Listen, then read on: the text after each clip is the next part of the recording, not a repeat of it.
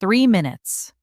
That is exactly how long it took for 10 years of love to dissolve into a crime scene. I wasn't looking at a body. I was looking at a billing statement that wasn't supposed to exist.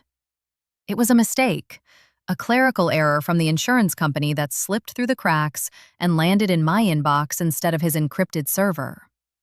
It was for a procedure performed 5 years ago, a vasectomy. But here is the problem. My husband, Dr. Marcus Sterling, the city's most celebrated neurosurgeon, and I were currently 4 months pregnant with what he called our miracle baby, after 3 grueling years of IVF. I stared at the screen. The room didn't spin. It stopped. Everything stopped. Because if Marcus had a vasectomy 5 years ago and never reversed it, then whose baby was growing inside me? And why did he fight so hard to choose the fertility clinic himself?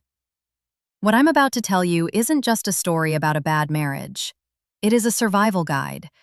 By the end of this video, you are going to learn the one specific legal loophole narcissists use to steal inheritances without lifting a finger, and exactly how I used his own ego to turn a hospital gala into his public execution.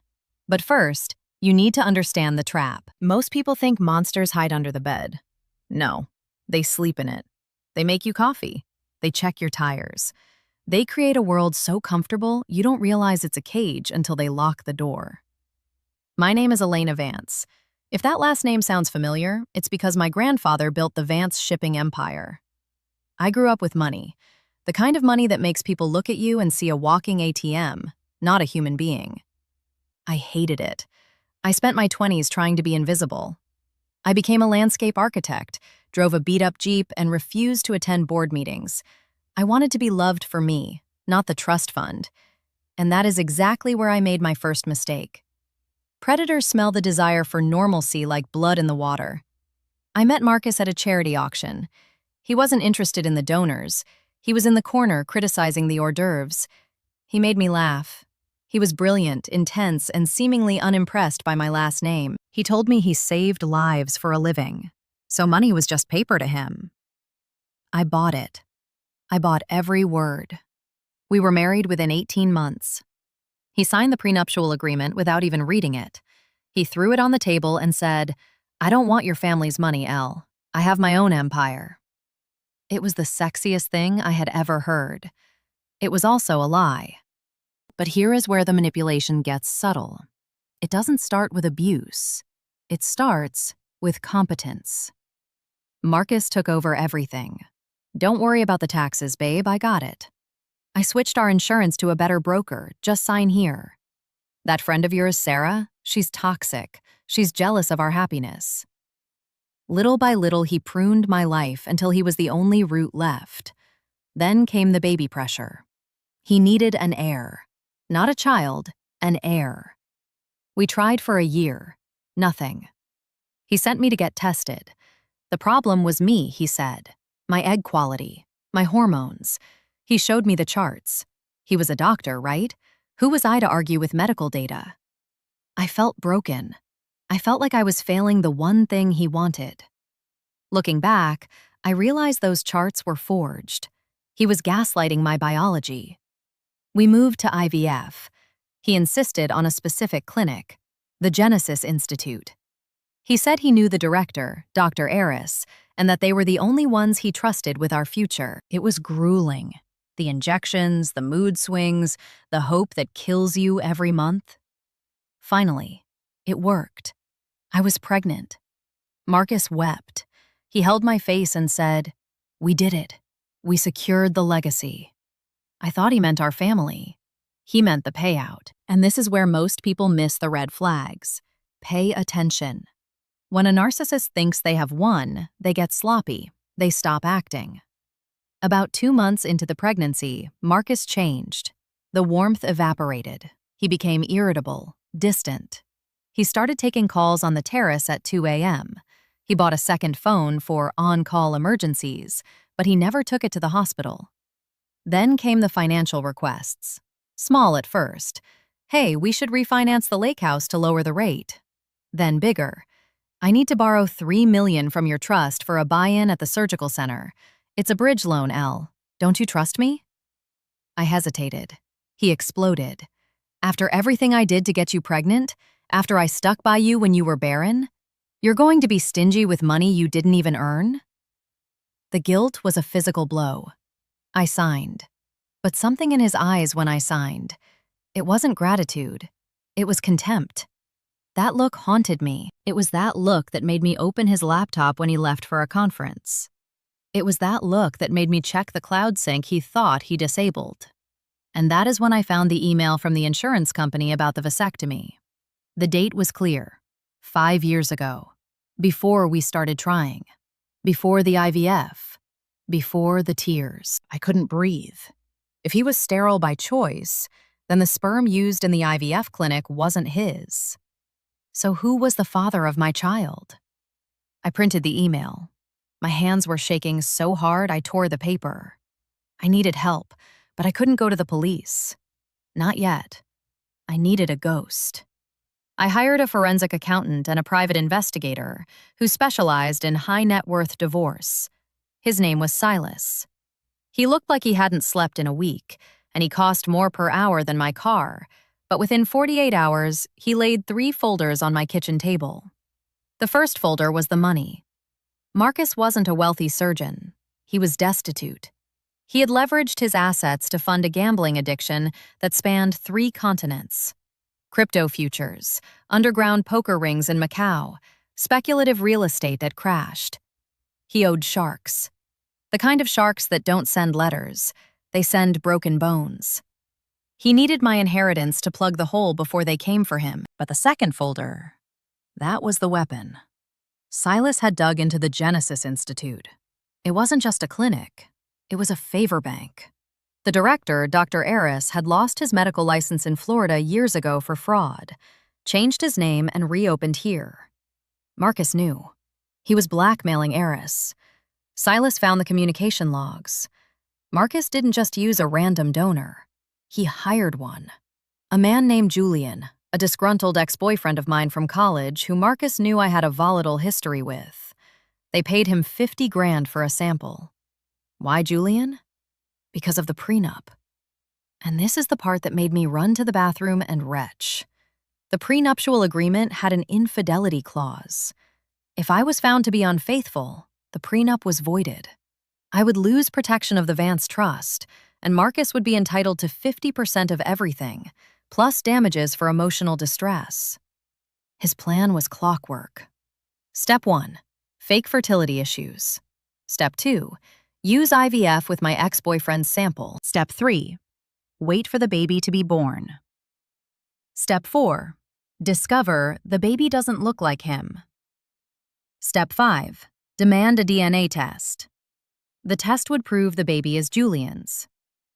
Step 6, accuse me of sleeping with my ex during the IVF process.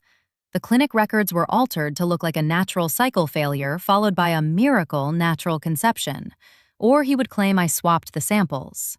It didn't matter how he spun it. The DNA would prove adultery. He would look like the devastated victim. I would look like the cheating heiress. He would get half my fortune, pay off his debts, and destroy my reputation. My child, my innocent baby, was just a pawn in a leverage buyout. I sat in that kitchen for 4 hours. The sun went down. The house got cold. I felt the baby kick, a baby that was made from a lie. But as I rubbed my belly, the fear turned into something else. It turned into ice. He wanted to play God? Fine. But he forgot that gods can be overthrown. I called Silas back. I don't just want a divorce, I told him. I want an autopsy of his life, and I want it televised. Silas cracked his first smile. I was hoping you'd say that. We had to move fast.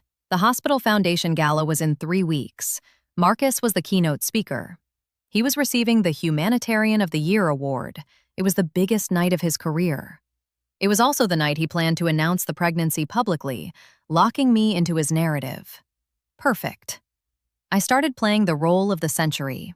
I became the doting wife. I told him I approved the loan for the $3 million. I saw the relief wash over him. You're amazing, Al. I'll have the papers drawn up. No, I said. Let's sign them the morning after the gala. I want your big night to be about the award, not business." He agreed. Greedy men are easy to manipulate because they think everyone else is stupid. Meanwhile, Silas was busy. We tracked down Julian. We didn't threaten him. We offered him immunity and a check if he testified. Julian was a mess, broke and guilty. He cracked in 5 minutes. He gave us the texts, the Venmo payments from Marcus, the instructions to stay hidden. Then we went to Dr. Aris at the clinic. We didn't offer him money. We showed him the file we were about to send to the medical board and the FBI. He sang like a bird. He gave us the original, unaltered medical records showing Marcus's sterility and the sample swap order signed by Marcus. We had everything: the smoking gun, the bullets, and the fingerprints. But I needed one more thing. I needed the audience. The night of the gala arrived. I wore red. Marcus wanted me in beige, modest and motherly. I bought a crimson gown that looked like war. He was too pumped up on adrenaline to notice my defiance. The ballroom was packed. Donors, board members, the press. Marcus worked the room, his hand on the small of my back, guiding me like a prop. "My beautiful wife," he kept saying. "She's given me everything." I smiled until my jaw ached. Just wait, I thought. Just wait. The speeches began. The hospital CEO introduced Marcus as a beacon of integrity. Marcus took the stage. He looked golden. He started talking about legacy, about truth, about the sanctity of life. He pulled up a slide of an MRI. "We look for tumors in the brain," he said, "but the most dangerous diseases are the ones we cannot see." I was standing by the AV booth. I nodded to the technician. I had paid him $2,000 to swap the HDMI cable at my signal. Marcus was building to his climax. And now, I want to share a personal joy. My wife Elena and I are expecting— He gestured to the screen behind him, expecting a sonogram photo. The screen flickered. But it wasn't a sonogram. It was a bank statement. The gambling debts. The crowd went silent. Marcus froze. He clicked the remote. The slide changed. It was the email regarding his vasectomy. A murmur rippled through the room. "What is this?" Marcus laughed nervously.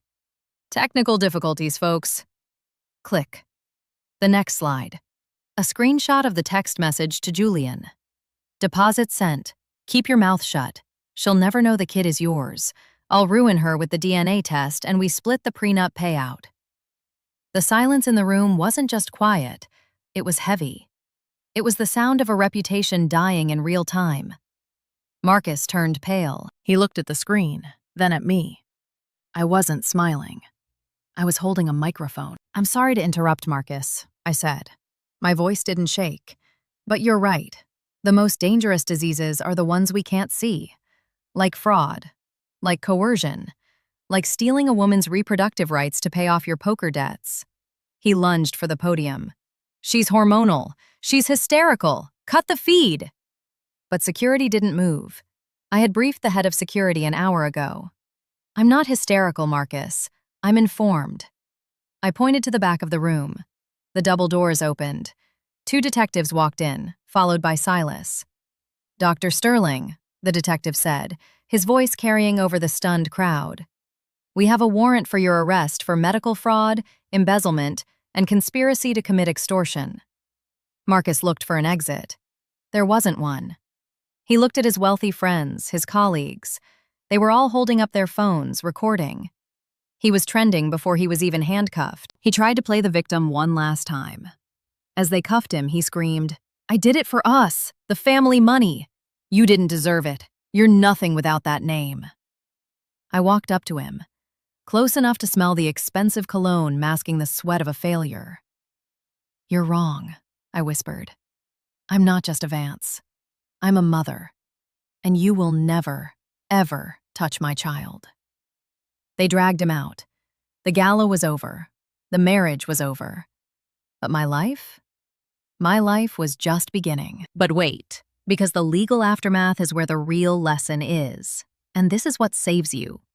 Marcus thought the infidelity clause was his ace, but by proving fraud in the inducement, that he entered the marriage under false pretenses to commit a crime, my lawyers didn't just protect the trust.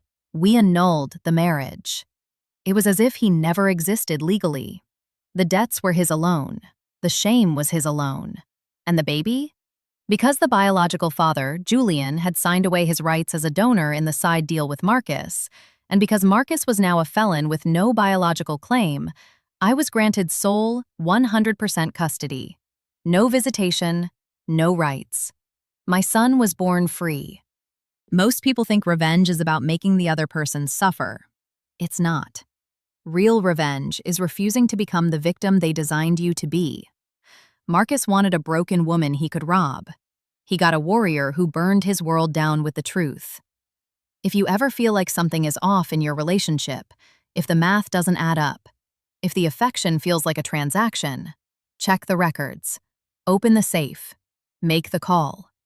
Because the only thing more expensive than a divorce is staying with a man who views your life as his line of credit. Trust your gut. It's the only news source that never lies to you.